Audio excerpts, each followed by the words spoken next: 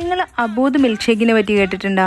അല്ലാന്നുണ്ടെങ്കിൽ ട്രൈ ചെയ്ത് നോക്കിയിട്ടുണ്ടോ? UAE പോയ സമയത്ത് ഞാൻ വളരെ യാദൃശ്ചികമായിട്ട് ട്രൈ ചെയ്തിട്ടുള്ള ഒരു മിൽക്ക് ഷേക്ക് ആയിരുന്നത്. അപ്പോൾ നമുക്കിതിൻ്റെ റെസിപ്പി നോക്കാം. നല്ല പഴുത്ത മാങ്ങയും ഷമാമിൻ്റെയും കോമ്പിനേഷനാണ് ഈ ഒരു അബൂദ് എന്ന് പറയുന്ന മിൽക്ക് ഷേക്ക്.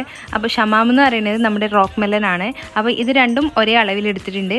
ശേഷം ഒരു 1/4 കപ്പ് കണ്ടൻസ്ഡ് മിൽക്കും നല്ല കട്ടപ്പാലും പിന്നെ ഇതിലേക്ക് 2 ടേബിൾ സ്പൂണും ഫ്രഷ് ക്രീമും കൂടി ചേർക്കുന്നുണ്ട്. ഇതിന് പകരം നിങ്ങൾക്ക് 2 സ്കൂപ്പ് വാനില ഐസ്ക്രീമും കൂടി ചേർത്താൽ മതി. ഇതെല്ലാം കൂടിയിട്ട് നല്ലതുപോലെ ഒന്ന് അരച്ചെടുക്കുക. അതായത് നമുക്ക് മിക്സിയുടെ ജാറിലിട്ടിട്ട് ബ്ലെൻഡ് ചെയ്തെടുക്കുക. ഞാനിപ്പോൾ ഹാൻഡ് ബ്ലെൻഡർ വെച്ചിട്ടാണ് ഇതൊന്ന് മിക്സ് ആക്കി എടുക്കുന്നത്.